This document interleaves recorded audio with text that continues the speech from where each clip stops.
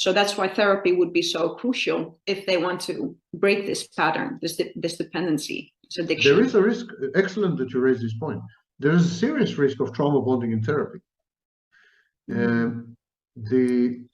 As you well know, you're a clinical psychologist. The initial phases of therapy involve transference, and there is a kind of bonding that takes place, or attachment that takes place between patient and therapist. Even the best therapists, with boundaries, with therapeutic alliance, with all the defenses, even there, the patient develops transference, develops emotions, projects onto the therapist dynamics, psychological dynamics from her life, and so on. So there's transference. Inevitably, there's countertransference. The therapist reacts to this. Never mind how trained and how supervised and how we name it, still reacts to it. There's a dynamic developing. Yes. And it is an intimate dynamic. Exactly like in every other intimate relationship. There is a tremendous risk of trauma bonding if the therapist is unboundaried, untrained, and so on. If the patient is very forceful and invasive and intrusive and aggressive, there is a serious risk that the therapeutic relationship will deteriorate into a simulation of trauma bonding in an intimate relationship. And I must say, and I'm sorry to say, that from my experience, I'm 26 years in this racket, from my experience, many therapists don't know the line, don't cross the boundary. And in many therapeutic situations, there are very perverse or wrong, bad dynamics as far as the patient is concerned. Many. I wish I could say it's a minority. It's not a minority. In many. There could be, for example, a situation where the therapist would consider herself or himself to be a savior or a fixer or a healer. Yes. There could be a situation where the therapist would react adversely to the patient and create trauma. Doesn't like the patient. There could be a situation where the patient would impose a traumatic overstructure, superstructure on the therapy. She would do something very traumatizing. So she would introduce trauma into. She would, for example, commit suicide in the clinic, or try to commit suicide in the clinic. And that's an extreme example, but there are many ways to create trauma, artificial trauma So the therapy is more intimate than most intimate relationships I know. And the risks are there. Don't think that just because you're a therapist, you have control over the situation. Absolutely, the risks are there. Not to mention the situations where therapists cross the lines and begin to have sexual liaisons or romantic liaisons with patients. I'm not talking about this. This is minority. But even in standard therapy. So you're saying that it's very important to identify, first of all, the dynamics of a dependent person, basically, we're talking about, right? And then also it's important to identify if that person actually comes there to really change or just create a new dependency. And then it's up to the therapist to be able to have good supervision and intervision to try to stay out of these dynamics, I suppose. Yes, if the patient expects you to regulate her, to save her, to replace an intimate partner in some way, and so on and so forth, these are forbidden dynamics. Yeah. That's it. And by the way, it's not gender dependent. You could have these dynamics, even if you're heterosexual, you can have these dynamics with same-sex patient. These are not gender-dependent dynamics. That's why, for example, a mother can traumatize her daughter. It's not gender-dependent. You could have trauma bonding with a mother, even though you're a daughter. So it's not about sex. It's about control dynamics and regulation dynamics.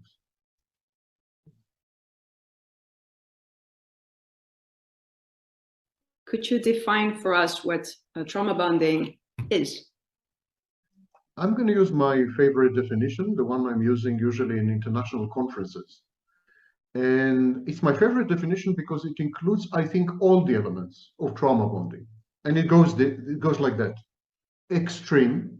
Trauma bonding involves extremes of everything. extremes of abuse, extremes of attachment, extremes of inability to extricate yourself from the bond, etc., etc. So it's extreme. Unidirectional attachment. The abused is attached to the abuser, but the abuser is not attached to the abused. Now, this is very important because this is what differentiates between trauma bonding and Stockholm syndrome. In Stockholm syndrome, we have mutual bidirectional attachment. Both the abuser or the kidnapper or whatever and the abused are bonded with each other. In trauma bonding, it's one direction. Only the abused is attached to the abuser. And the definition continues. Fostered, created by traumatizing, unpredictable, intermittent reinforcement. Intermittent reinforcement is a fancy phrase, a clinical phrase, to describe hot and cold, loving, hating, but in an unpredictable way. The abuser wakes up in the morning and he is all flowers and caring and loving and so on. And then in the afternoon, he becomes a monster. And then the next morning, he's again love bombing and grooming and everything. And so it's impossible to predict the behavior of the abuser. And it creates what we call intermittent reinforcement. We'll discuss it a bit later. And finally, involving a power asymmetry. There must be a power asymmetry in trauma bonding. The abuser is holding all the cards. The abused is needy in the sense that she needs the abuser. So I'm going to repeat the definition. Trauma bonding is extreme, unidirectional attachment fostered by traumatizing, unpredictable, intermittent reinforcement involving a power asymmetry. And this definition is derived from what we call in psychology learning theory. Yes, there is such a thing, learning theory. It also borrows a little from behaviorism. And that's my favorite definition, but I must warn you, there are others. Thank you for that. So what sometimes they call it an emotional attachment. So it's only a one-sided emotional attachment from that perspective. Okay. Yes, in trauma bonding, it's one-sided. In Stockholm syndrome, it's two-sided. And then in many cases, there are coercive circumstances. The abuser isolates the prey, isolates the victim or the abused person from her family, from her social circle. He isolates it to the point that she totally depends on him even for daily functions, let alone mental functions, psychological functions. And he creates in her the belief that she is unable to escape. He gaslights her into believing that she doesn't have any capacity to extricate herself and to walk away. He, for example, teaches her helplessness. This is called learned helplessness. He teaches her that she is helpless, she's stupid, she is inadequate, she's uneducated and ignorant. She will never make it. No one else will ever love her. She will not find a job. She should not walk away because he is her only guarantee, her only source of safety. And she buys into this story. And finally, another important dynamic is what is called betrayal trauma. Betrayal trauma was first described by Carnes, C-A-R-N-E-S, and expanded upon by a very important scholar from Stanford. The name is Jennifer Fried. And Jennifer Fried coined the phrase betrayal trauma blindness. And together with Carnes's work, there is a betrayal trauma theory. And I'm going to read to you the definition, Fried's definition of betrayal trauma. When you cannot, or when you are not allowed to express your experience of trauma and abuse, when you are not allowed to communicate the breach of trust, the disempowerment, the negative emotions, and the profound betrayal by someone that you depend on in a crucial way, such denial and repression lead to severe mental health outcomes, dependency, dissociation, and a host of other long-term mental health disorders. So all these dynamics work together in trauma bonding, which is the reason trauma bonding is by far the strongest bond and attachment we know.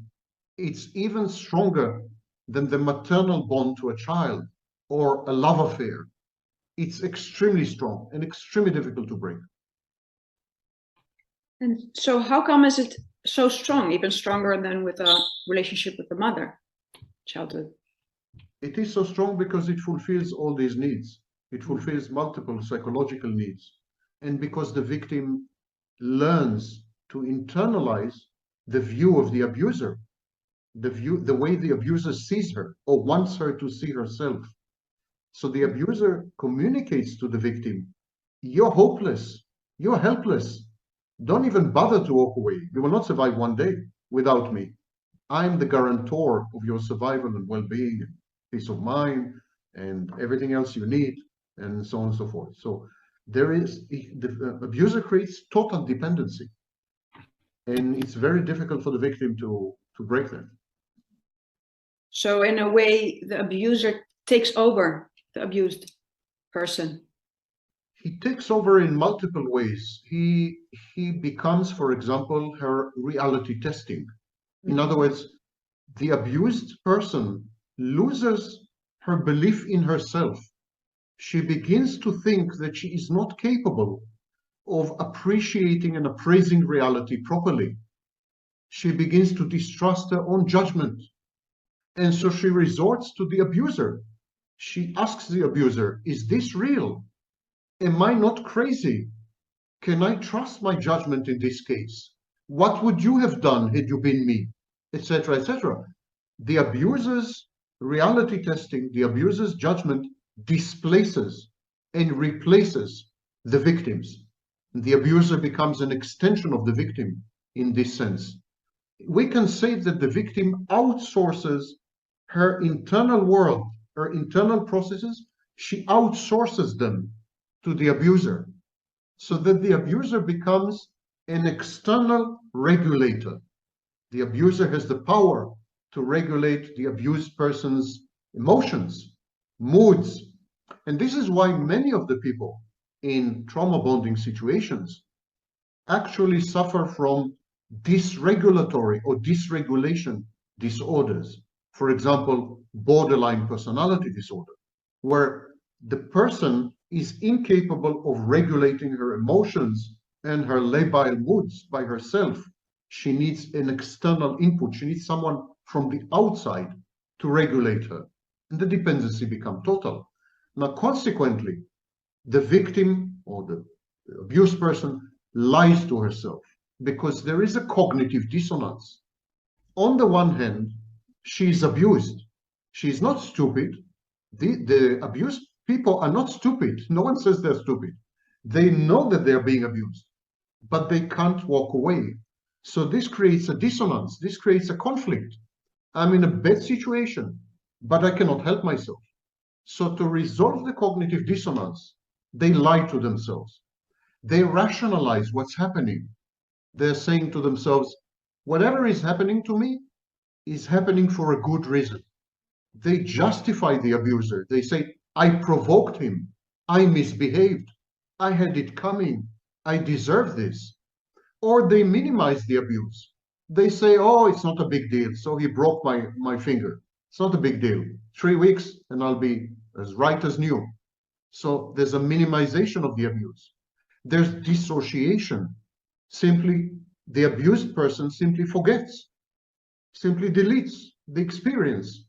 And the memory comes back only when she's abused the next time. This is called state-dependent memory. Then there is malignant optimism, false hope. The abused person lies to herself. She says, it's going to be okay. The abuse is not very frequent. The rest of the time, he loves me. If I only get to his inner child, if I only love him properly, he's going to change. This is malignant optimism. And finally, there are autoplastic defenses. Autoplastic defenses is when you tend to blame yourself, when you tend to feel responsible for everything that's happening. when you feel guilty and ashamed about the abuse. Someone else is abusing you and you feel that you made it happen somehow. It's a form of magical thinking. So all these mechanisms of self-deception are at work all the time. And they don't allow the victim to simply look reality in the face and say, I'm out of here. I'm not going to tolerate this anymore, because she can't see reality. She's firewalled. The abuser firewalls her. It's isolation from the outside. He cuts her off any social contacts, family and friends, and it's isolation from the inside. He cuts her off from her contact with reality. And basically what you're describing is also gaslighting, I suppose, then. Yes, gaslighting is a technique used by abusers to induce trauma. Could we state that, because you said many people who get in a trauma-bonded relationship and have a sense of agency or are generally healthy can get out and will get out. Some people actually stay in it because they gain something out of it. So are these people mostly people with borderline or codependency or a specific disorder? What are the factors? Obviously people with regulatory disturbances, regulatory disorders, such as borderline personality disorder, dependent personality disorder, also known as codependency.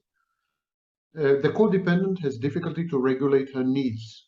Mm-hmm. She outsources her needs to an intimate partner. The borderline has trouble to regulate her emotions and her labile moods. So she outsources the regulatory function to an intimate partner. So these kind of disorders definitely are much more likely to end up in trauma bonding. But the truth is that even healthy people can end up in trauma bonding.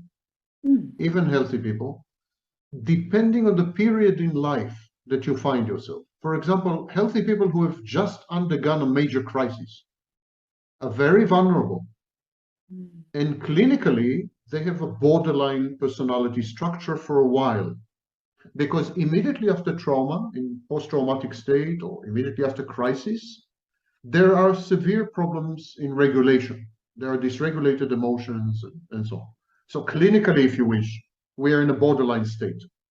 So if you find a healthy person and she's just went through a horrible crisis, I don't know, she lost her child, for example, she's vulnerable.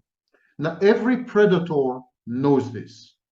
Every pickup artist knows this. They know to go to a bar, find women who drink alone, and they know, find a woman who's crying, and they know that she's vulnerable. And they home in on the vulnerability, and they leverage it, and they abuse it. So vulnerable people, whether they're vulnerable lifelong, like borderlines, or whether they're vulnerable in a specific period of time, they can end up trauma bonded. Okay.